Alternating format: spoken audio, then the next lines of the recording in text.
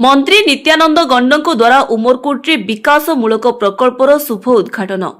नवरंगपुर जिला उमरकोट्रे आज मान्यवर गणशिक्षा मंत्री शुभ कोरकमल एकाधिक विकासमूलक प्रकल्पर शुभ उद्घाटन और भित्तिप्रस्तर स्थापन होईछि। एही अवसर में डंगरीगुड़ा कल्याण मंडपर शुभ उद्घाटन करा जायथिला।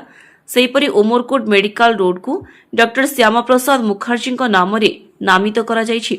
एहा सहित पौरपालिकार 8 नंबर वार्ड रे गोशालार शुभ उद्घाटन होइथिबा बेले 3 नंबर वार्ड रे कांजी हाउसर भित्तिप्रस्तर स्थापन करा जायथिला। एहा व्यतीत उमरकोट पूरांचल रे अनेक जनहितकर और विकासमूलक प्रकल्पर शुभारंभ करा जायथिला। एही समस्त पदक्षेप द्वारा सहरर भित्तिभूमि सुदृढ़ हेबा सह साधारण लोकंकु उन्नत सुविधा मिलिबो बोली आशा प्रकाश पाइछि।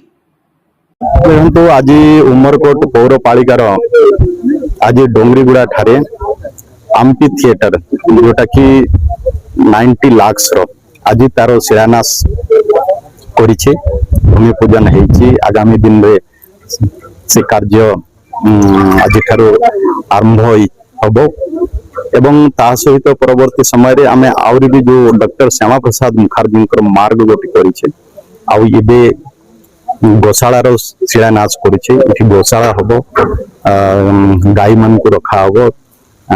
अनेक स्थान पे गाई मान केमती बाहर छाड़ी दउछन्ती, बाहर रहउछन्ती, गाई गो सुरक्षा केमती हे परिबो तार पई व्यवस्था हिचे। एवं परवर्ती समय रे आउ भी दशहरा पूजा पई किछि जो पूजा कमिटी जो गुड़ा कहउछि से पूजा कमिटी को भी सांस्कृतिक विभाग तरफ रु तांको भी प्रति कमिटी को 50,000 देवार जो व्यवस्था होची आज तार भी बंटन कार्यक्रम अछि। इनते म्युनिसिपालिटी रे अनेक किछि विकासमूलक कार्यक्रम सरकार रो होची तार शिलान्यास होची। आगामी दिन में अनेक नुआ नुआ कार्य होबार अछि से गुड़ा को भी परवर्ती समय रे हमें भूमि पूजन करिकना से गुड़ा कर भी आरंभ करियो।